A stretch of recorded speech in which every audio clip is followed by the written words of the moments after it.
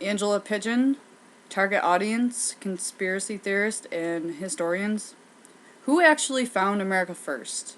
Have you ever wondered if the great explorer Christopher Columbus was actually the first person to discover America? If you are like me, you probably have thought the same thing. Columbus was a very smart man and knew that the world wasn't flat and explored the world. He is recognized for stumbling upon America and opened up European colonization there. Ancient civilizations were crafty and very adventurous, but why is it that all we have learned in school is that this guy, Columbus, was the only person to come to America first?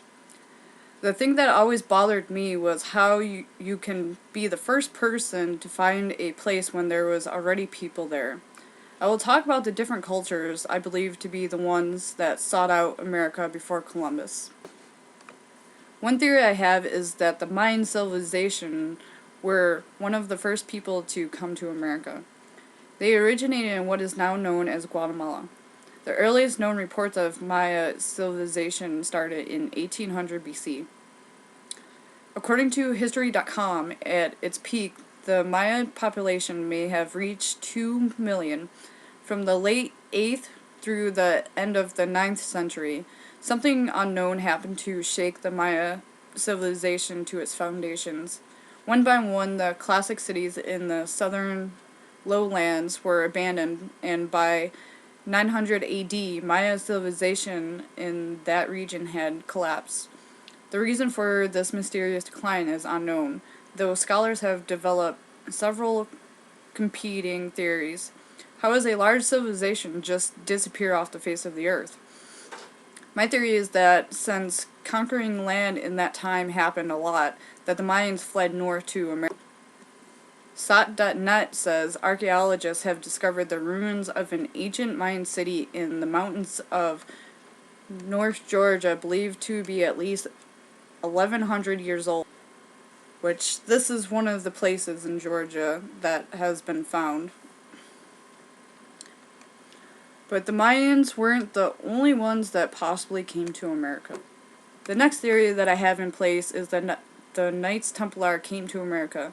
They were known as fierce fighters throughout Western Europe and took over the Holy Land, Jerusalem.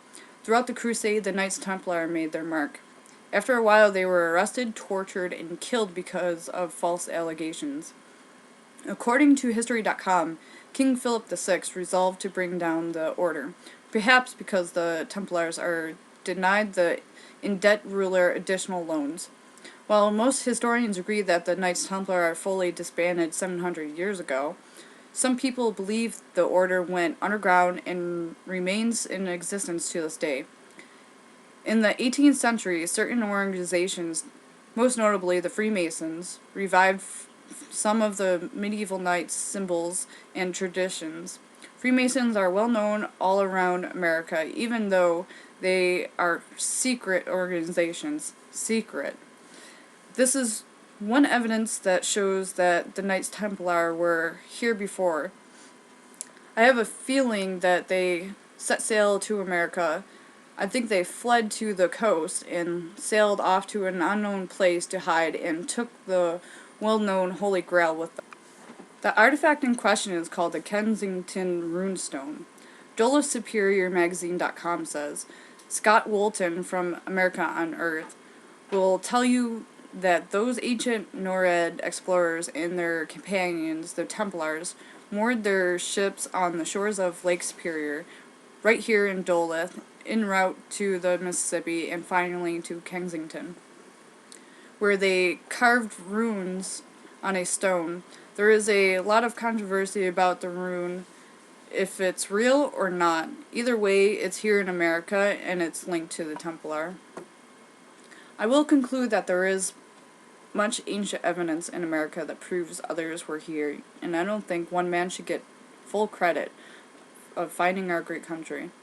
I know it would be such a hassle to rewrite the history books, but I think we should know the real history of how America became. I find this all interesting to figure out there were more cultures that came here and settled here. It's very clear that Columbus was not the only one, and we should embrace that.